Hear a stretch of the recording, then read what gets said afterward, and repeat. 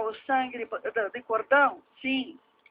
Deve se guardar aonde? Para o uso público. Porque na hora de indicar o transplante, as pessoas vão ver a qualidade de vida do doador. Bom, deixa eu ver se eu consegui compreender aqui, que eu imagino que eu leigo de tudo no assunto. Se eu compreendi, o ouvinte deve estar compreendendo. Eu vou pedir a opinião dos dois convidados. Então, o que está acontecendo? O que eu imagino que esteja acontecendo aqui, que a gente está interpretando? No caso de congelar o cordão umbilical e a placenta, esse material para ser usado em transplante de medula óssea, isso deve ser feito todo através de um banco público e não adianta usar em banco privado. É isso, doutora Silvia? Não é usar em banco privado, usar para uso privado. Sim, porque o banco privado não vai usar para a rede pública. Mas eu acho um pouco diferente, sabe? Quer dizer, as pessoas devem guardar... Perdão, doutora Silvia. Eu cortei a doutora Silvia também, desculpa. Não, vamos começar de novo então. Doutora Silvia. Pois não. As pessoas devem ceder o sangue de cordão da placenta para um banco geral, de uso geral? Sim.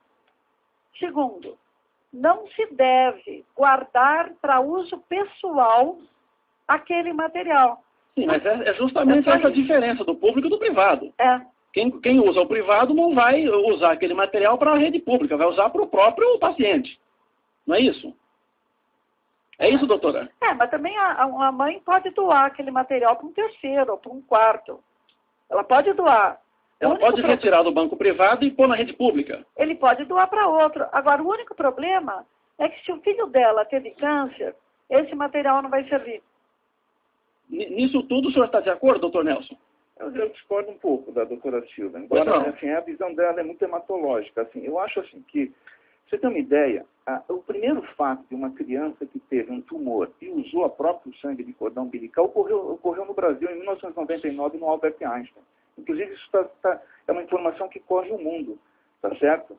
Em 2004, tem um artigo do professor Omar Hayani, numa leucemia linfocítica aguda, usando a própria célula-tronco do sangue de cordão umbilical.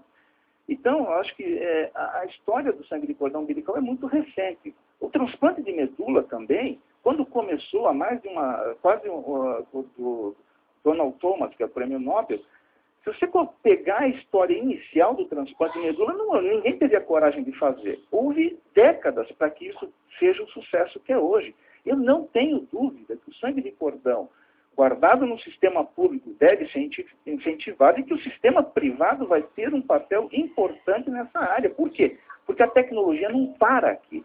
A história do próprio transplante que a doutora Silva viveu prontamente, sabe que o quanto mudou de anos para cá. Então, é a mesma coisa que vai acontecer. Doutora Silvia. O papel do autotransplante na leucemia linfóide aguda, hoje se sabe que não tem nenhum papel. Quer dizer, o autotransplante para leucemia linfóide aguda já foi abolido no mundo. Segundo, eu não sou contra a parceria público-privada, de jeito nenhum. Eu acho que tudo que o privado puder ajudar o público, que bom. O que é importante, e eu falo como pediatra, né, porque condições como erro inato de metabolismo, como imunodeficiência, que o Dr. Nelson colocou, são condições que acometem a criança. Então, o que eu acho importante é, do ponto de vista médico e do ponto de vista pediátrico, ter-se em mente critérios dessa indicação. Segundo, pesquisas de manipulação genética correspondem a um outro departamento e que nós temos que caminhar com a esperança que a manipulação genética venha resolver problemas no futuro? Sim, mas isso ainda é especulativo, principalmente porque nas áreas da hemofilia e da talassemia tivemos insucesso. Agora, o insucesso, ele proíbe que a gente faça ou impede que se caminhe para novas pesquisas? Não. Então, eu acho que as pesquisas devem continuar. É por isso que é importante deixar o que é nível investigacional e o que é nível da prática diária. Essa diferença é fundamental.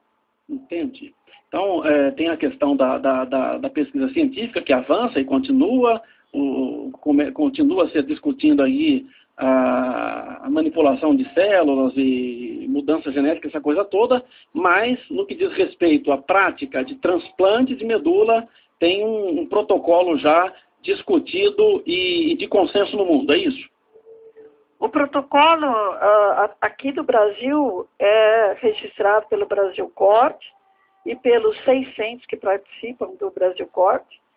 E as normatizações de indicação de transplante em termos de criança, tem vários grupos, né, o americano, o europeu, que normatizam as indicações. E o próprio Brasil normatiza através do Ministério da Saúde. Ok. Para equilibrar aqui, eu tenho aqui na minha conta 1 minuto para o Dr. Nelson. Dr. Nelson. Eu acho que a doutora Silvia, usar a palavra dela, que eu acho que é muito interessante, é realmente a tentativa de não separar, dicotomizar as funções do banco privado e público. Se puderem trabalhar junto, eu acho que é interessante, de uma maneira geral, tá certo? Ressaltar uma colocação, só para informativo, a semana passada eu entrei em contato com a doutora Werther, né, que controla um site muito interessante, que é o Parents Guide Cord Blood, que é guia de pais para cordão umbilical, é um site norte-americano, vendo a posição norte-americana em relação à proibição dos bancos privados, que foi citado. Ela citou que não há proibição, e sim um controle do FDA em relação às operações dos bancos privados, mas não há proibição, quero deixar claro isso, e realmente contar com as pesquisas, e eu acredito realmente de que o banco autólogo, né, para uso no próprio bebê, e talvez até em familiares, eu acho que vai crescer, é uma tendência norte-americana, e que, se possível, ajude o sistema público. E, mais uma vez falando, e a última coisa que eu acho que eu vou ter tempo, não estou aqui para desvalorizar o banco público, tá certo? Não, isso ficou bastante claro. Eu acho que o ouvinte conseguiu, pelo menos de uma maneira geral, entender a discussão e os argumentos dos dois convidados da gente aqui. E eu quero dizer que na íntegra esse debate vai estar dentro de instantes aqui no portal cbncampinas.com.br. Doutora Silvia Brandalize, presidente do Centro Infantil Dr. Domingos Boldrini. Muito obrigado pela gentileza. Um bom dia para a senhora. Obrigada, Walter. Bom dia. Bom dia, Nelson. Bom dia, doutora Silvia. Bom dia para todos. Muito obrigado. Ok. Obrigado também. Bom dia ao doutor Nelson Tatsui, médico hematologista do Hospital de Clínicas de São Paulo.